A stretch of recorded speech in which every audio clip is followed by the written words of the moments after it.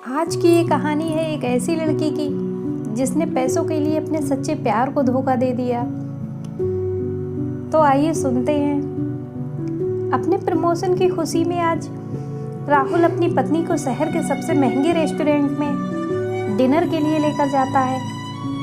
दोनों आज बहुत खुश हैं क्योंकि राहुल की पगार आज 1 लाख रुपए महीना हो गई है, पहले जो 80,000 रुपये महीना थी। आज राहुल की पत्नी स्वाति की खुशी का कोई ठिकाना नहीं है। आखिर उसको खर्च करने के लिए अब और पैसे मिलेंगे।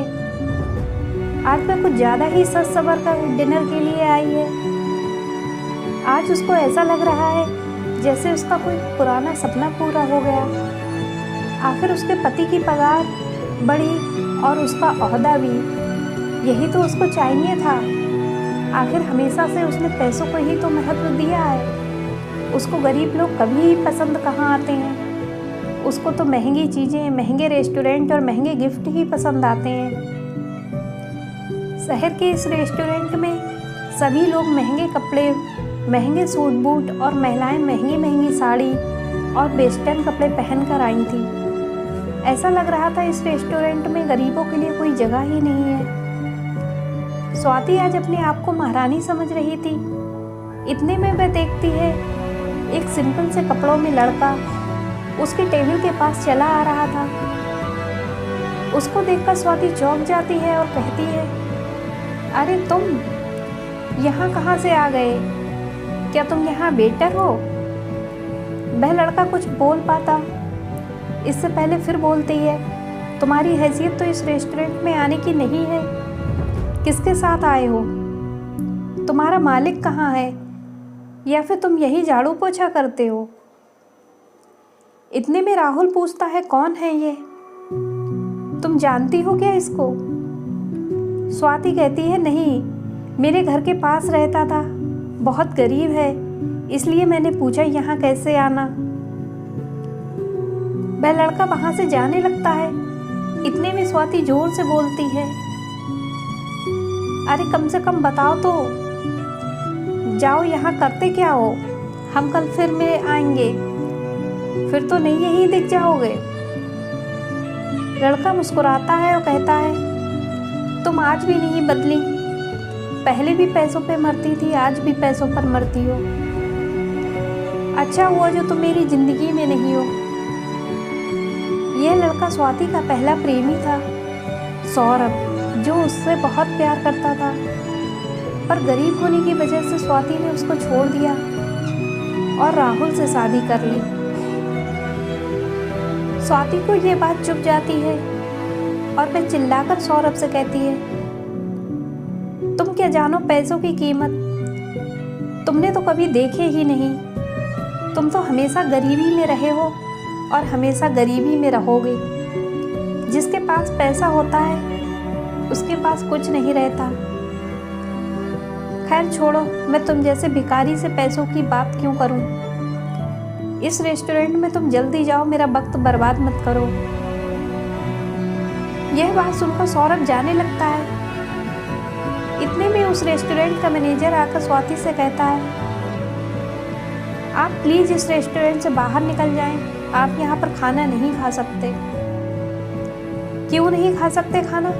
हमारे पास पैसे हैं, फ्री में खाने थोड़ा ना आए हैं। तुम्हारी हिम्मत कैसे हुई ये कहने की?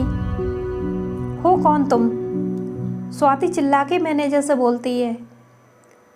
होटल मैनेजर स्वाति से बोलता है, प्लीज़ हम आपसे रिक्वेस्ट कर रहे हैं, आप यहाँ से चले जाएं। आप यहाँ खाना नहीं खा सकते। देखते देखते कुछ बाउंसर उस टेबल के पास आ जाते हैं। ऐसा लग रहा था अगर अब स्वाति फिर चिल्लाई तो दोनों को ये बाउंसर बाहर फेंक देंगे।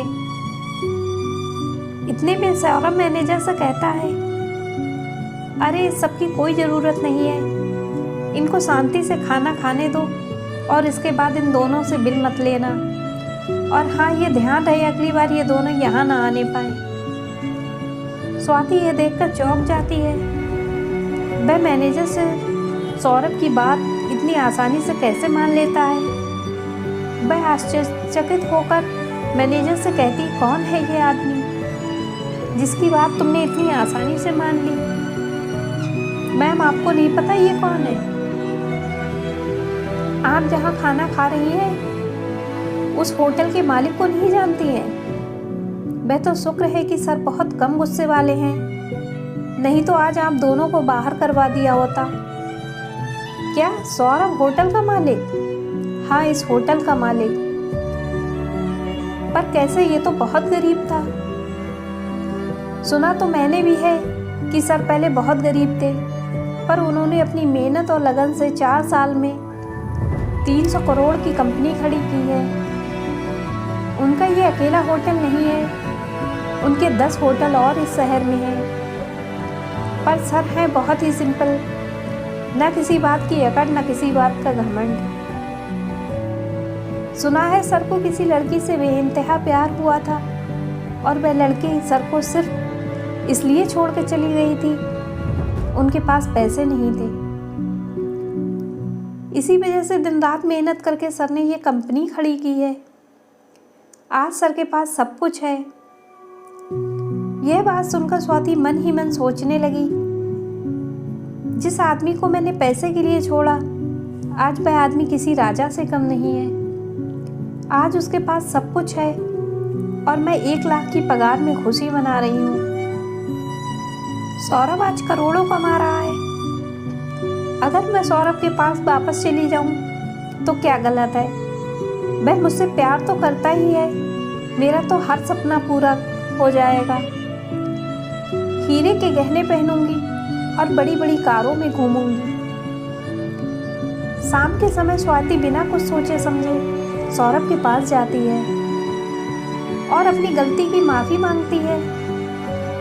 मुझसे बहुत बड़ी गलती हो गई, मैंने तुम्हारे प्यार को नहीं समझा। आज मुझे एहसास हुआ है कि मैं तुमसे कितना प्यार करती हूँ और तुम्हारा प्यार कितना सच्चा है। सौरभ, मैं अपने पति के साथ बिल्कुल खुश नहीं हूँ।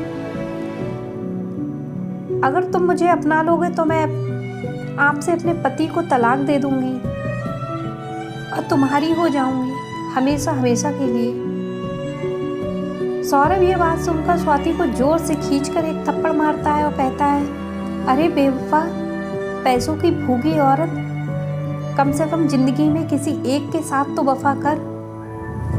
कल तूने मुझे पैसों के लिए छोड़ा था और सिर्फ आज पैसों के लिए तुझे मुझ में प्यार दिख रहा है। जब मैं सिंपल कपड़े पहने तेरे सामने आया तो तूने फिर मेरा मजाक उड़ाया। अगर तुझे मुझसे प्यार था तो पहले ही अच्छे से बात करती ना। मुझे तो बेटा समझकर गाली दी तूने।